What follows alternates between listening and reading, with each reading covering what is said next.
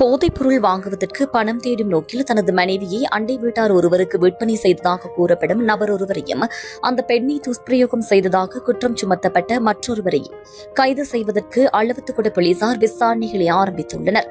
இச்சம்பவத்தை தொடர்ந்து 35 வயதுடைய 3 பிள்ளைகளின் தாயான அந்த பெண் தற்கொலை செய்து கொள்ளும் நோக்கில் கண்டி ஏரியில் குதித்துள்ளார்.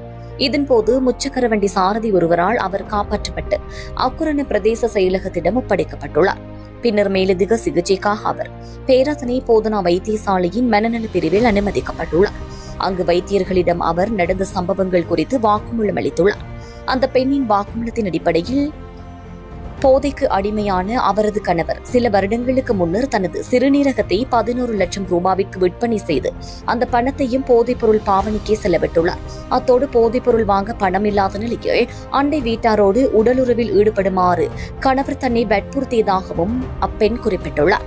மேலும் அந்த நபர் தனது கை கால்களை கட்டி வைத்து வன்கொடுமைக்கு உள்ளாக்கியதாகவும் அதனால் ஏற்பட்ட கடும் மன உளைச்சல் காரணமாகவே தான் ஏரியில் குதித்து தற்கொலைக்கு முயன்றதாகவும் அவர் தெரிவித்துள்ளார். தற்போது பேராதனை போதனா வைத்தியசாலையில் அவர் சிகிச்சை பெற்று வரும் நிலையில் அவரது 3 பிள்ளைகளதும் பாதுகாப்பை உறுதிப்படுத்துமாறு தேசிய சிறுவர் பாதுகாப்பு அதிகார சபைக்கும் அக்குரண பிரதேச செயலகத்திற்கும் அறிவிக்கப்பட்டுள்ளது. சந்தேக நபர்கள் தொடர்பான தகவல்களை போலீசாருக்கு வழங்க வைத்தியசாலை நிர்வாகம் நடவடிக்கை எடுத்துள்ளதோடு இது தொடர்பான மேலதிக விசாரணைகளை அளவத்துக்குட போலீசார் மேற்கொண்டு வருகின்றனர்.